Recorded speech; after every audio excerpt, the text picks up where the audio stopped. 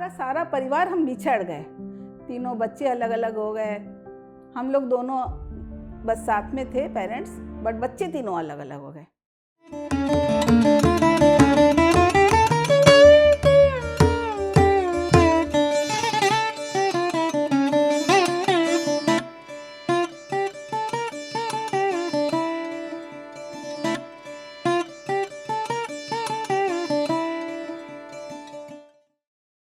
मेरा नाम मीना अग्रवाल है।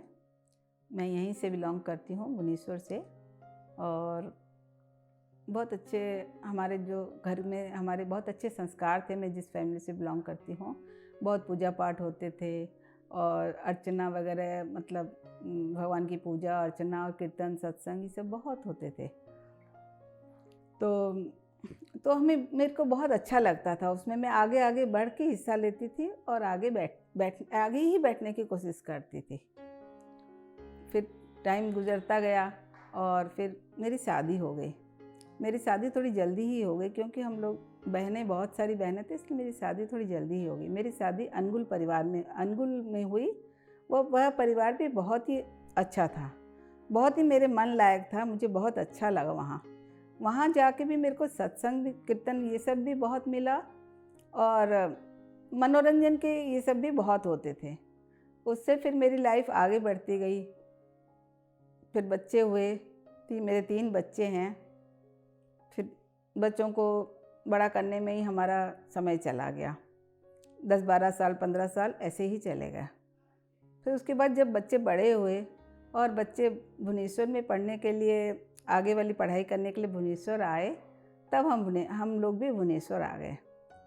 भुवनेश्वर में आने के बाद फिर मेरे को यहाँ भी बहुत अच्छा सत्संग मिला और भी अच्छा मिला। अनुगुल से भी यहाँ अच्छा मिला और समझ में भी ज़्यादा आने लगा। शायद उम्र की वजह से या वो मैं नहीं बता सकती, बट बहुत समझ में आने लगा। और कविता गुप्ता के यहाँ से हम लोगों ने ध्यान करना सीखा, तो उसमें बहुत अच्छा लगता था। बट वीकली वंस हम लोग जाते थे।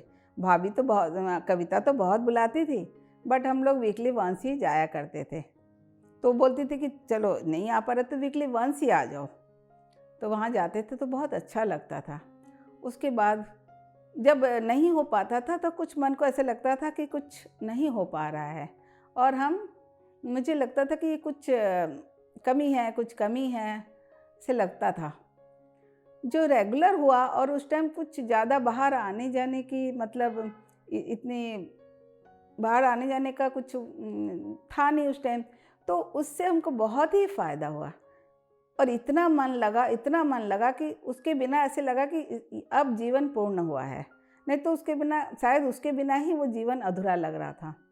तो ध्यान में हम लोग रेगुलर करने लगे। सुबह 1 घंटे का करते थे और शाम को 4 से 5 वाला ग्रुप में मैंने ज्वाइन किया था। उसके पहले की बात बताती हूँ। 5-6 साल पहले महाअवतार बाबा का कोई ग्रुप यहाँ भुवनेश्वर में आया था। वो लोग हम लोग को एक दूसरे का हाथ पकड़ के ध्यान करवाए थे। उसमें मुझे बहुत अच्छा लगा था और उसमें मुझे आदेश हुआ कि आगे बढ़ो, बट मैं इधर समझ नहीं पाई। मैं सुधांशु जी महाराज को अपना गुरु मानती हूँ मन से, तो वो मेरे को पूरा दिखाई भी दिए और बोले कि आगे बढ़ो, बट नहीं, हमने उस बात को शायद इग्नोर कर दिया। अगर उसी समय से उस लाइन में और आगे बढ़ जाते तो शायद अभी और भी अच्छा फ़ायदा हो चुका होता। फिर ऐसे करके हम अब लॉकडाउन में जो फ़ायदा हुआ है, उससे मेडिटेशन से मुझे ये फ़ायदा हुआ है कि मेरे को नींद बहुत आती थी, तो नींद की कमी अब नहीं खलती है बिल्कुल भी।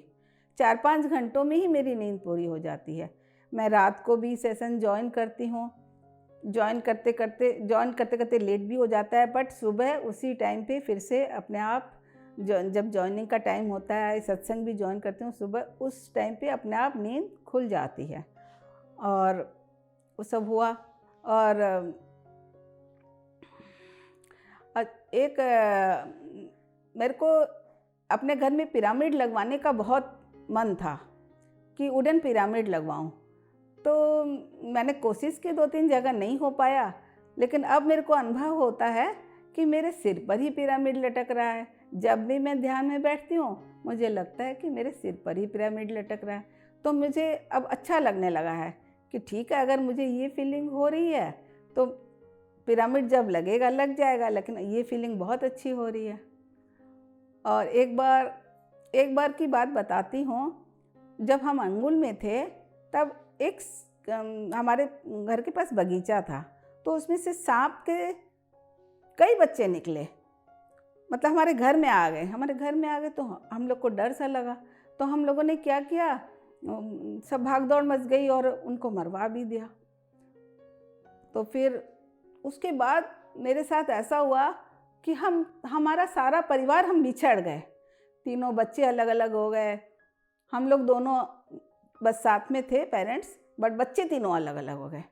तो वो अनुभव मेरे को जब ग्रुप मेडिटेशन में करती थी तब मेरे को एक दिन याद आया कि मैंने उन सांप के बच्चों को मारा था, और इसीलिए शायद मेरे बच्चों को भी ये सहन करना पड़ा और हम लोग उनसे अलग अलग हो गए।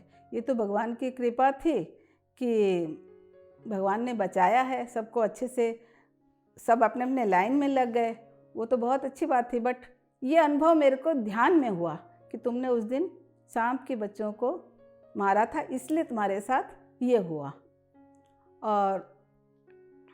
और भी बहुत सारे अनुभव हैं। जैसे एक दिन मेरी मेड बोली कि मैं गाँव जाऊंगी, तो अब उसे मना तो नहीं कर सकते, जाएगी, लेकिन मुझे इंट्यूशन हो रहा था कि ये दोनों माँ बेटी का एक्सीडेंट होएगा। पर मैंने उनको बोला नहीं, बोलेंगे तो बोले सोचेंगे कि भाई नहीं जाने का कुछ वैसा, इसलिए बोला। बट वो लोग चले गए तो दूसरे तीसरे दिन ही खबर आई कि हम लोग का तो माँ बेटी का एक्सीडेंट हुआ है, इसलिए हम लोग को कुछ ज़्यादा टाइम लग सकता है। तो वो ये एक तो अनुभव था मेरा हुआ कि चलो, मेरे को वो भी ग्रुप मेडिटेशन में ही वो चीज़ ध्यान आया था। और ग्रुप मेडिटेशन में एक दिन मुझे पत्री सर भी दिखाई दिए, बट जब पत्री सर यहाँ आए तब उनका फोकस मेरे ऊपर बिल्कुल भी नहीं था। तो मुझे लगा कि मेरे में अभी बहुत कमियां हैं, इसीलिए सर का फोकस शायद मेरे ऊपर नहीं है। बट मेरे को पत्री सर दिखाई दिए। और उस दिन कुछ गुरु नानक जी की बातें चल रही थी, तो उसमें अब गुरु नानक जी के रूप में ही पत्री सर शायद वहाँ मेरे घर में ही कर रही थी मैं, और उसमें मेरे को सर दिखाई दिए। वो अनुभव भी मुझे बहुत अच्छा लगा और मैं एकदम आतुर हो गई वो वाला सबको बताने के लिए। सबसे फर्स्ट उस दिन मैंने शेयर किया कि नहीं, मैं आज सबसे फर्स्ट मैं शेयर करूँगी, और मैंने वो सब बातें बताई और सबको बहुत अच्छा लगा कि इतना अच्छा अनुभव हुआ है। फैमिली वाले भी मेरे को बहुत सपोर्ट करते हैं मेडिटेशन के रास्ते में जाने के लिए। कोई सुबह मैं जब मेडिटेशन करती हूँ तो कोई कुछ डिस्टर्ब भी नहीं करता है, बहुत अच्छे से सब हो रहा है। बट और भी बहुत लगन चाहिए इसके लिए करने के लिए। मैं तो अभी कहीं भी नहीं पहुँची हूँ, मुझे लगता है कि मैं तो अभी एक ही सीढ़ी पहुँच पाई हूँ। जब मैं सबका दूसरों का सुनती हूँ तो मुझे ये चीज़ लगता है कि मैं तो इतना ही कर पाई हूँ, बट फिर भी मेरे को लगता कि नहीं ठीक है, मैं भी पहुँच ही जाऊँगी। और यूनिवर्स से तो जब भी हेल्प मांगते हैं ऐसे तुरंत मिलता है। जैसे परसों मंडे का सत्संग था हमारे यहाँ, जूम पे ही होता है, तो मेरे को भी उसमें कुछ बोलना था। मेरा टाइमिंग 5 बजे का था, लेकिन ऊपर ठक ठक की आवाज़ हो रही थी, ऊपर बिल्डिंग में कुछ काम चल रहा था किसी के यहाँ। मैंने कहा अब कैसे होगा, तो आवाज़ आएगी तो प्रॉब्लम होगी। पर ठीक 5 बजे जैसे ही मेरा बोलने का आया, वो आवाज़ 10 मिनट तक बिल्कुल भी नहीं हुई। 7 मिनट मेरे बोलने का था, बट 10 मिनट तक बिल्कुल भी आवाज़ नहीं हुई, और फिर दोबारा स्टार्ट हो गई। तो मेरे को ये कितना अच्छा लगा कि देखो, मैंने आज यूनिवर्स से हेल्प मांगा तो मुझे मिला ना। तो इसीलिए हम ही भूल जाते हैं उस यूनिवर्स को, उस ईश्वर को हम ही भूल जाते हैं।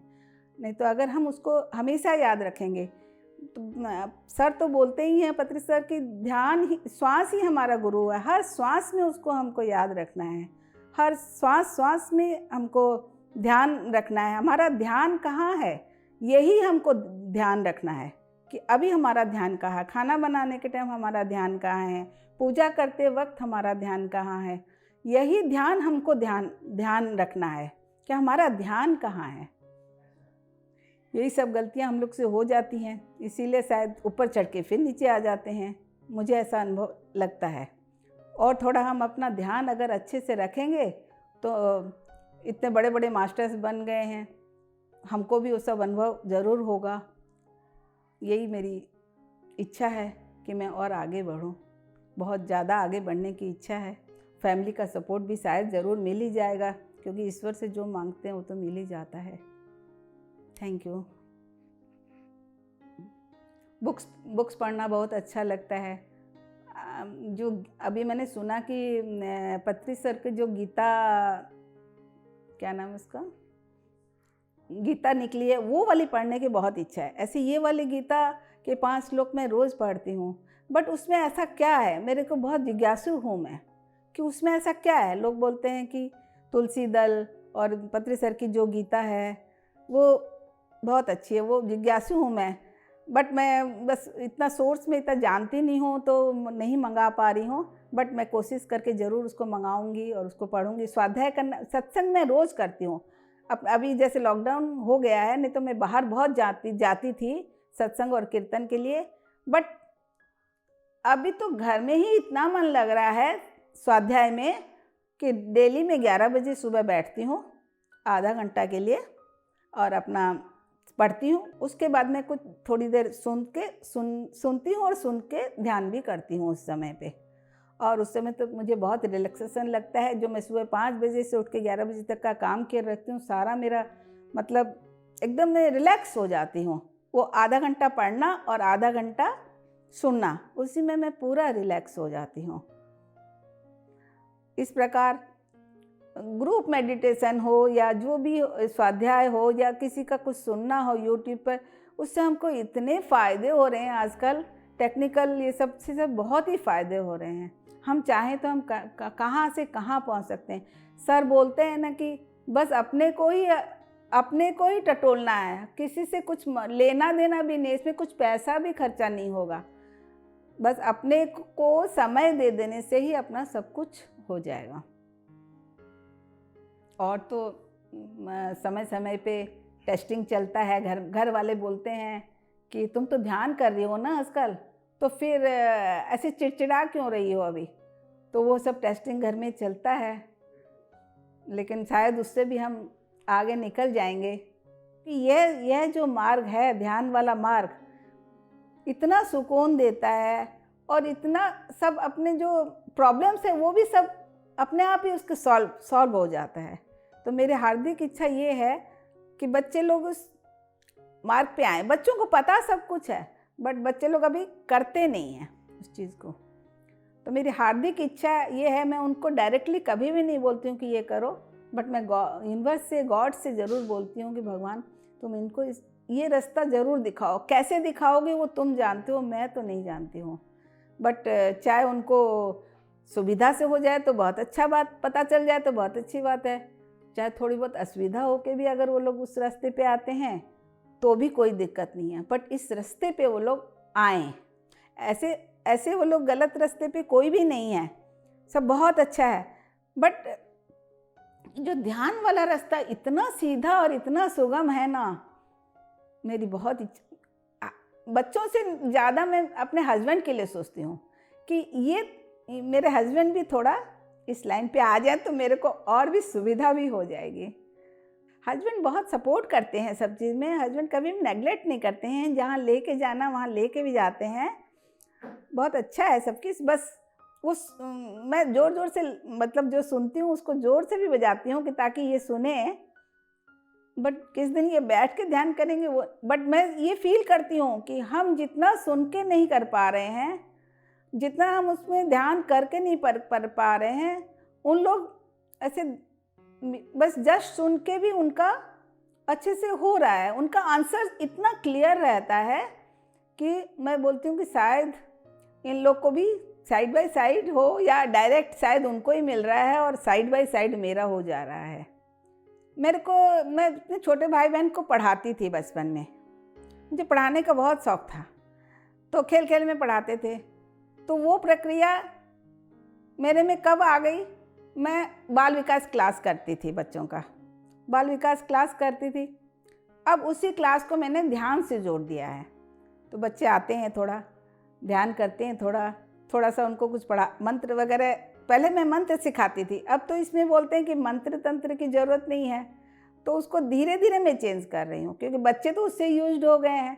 इसीलिए अब ध्यान उनसे करवाती हूँ, थोड़ा गेम वगैरह करवाती हूँ उनसे।